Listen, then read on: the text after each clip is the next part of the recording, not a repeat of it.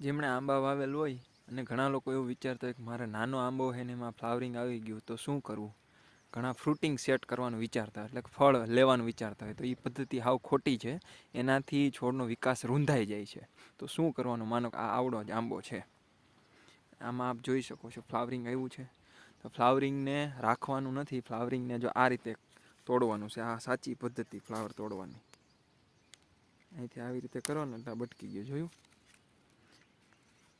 અહીંથી.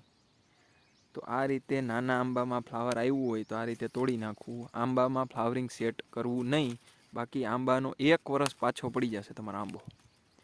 એટલે 2-3 કેરી તમને લેવાના ચક્કરમાં તમારો આંબાનો આખો વિકાસ છે 1 વર્ષ સુધી લેટ થઈ જશે.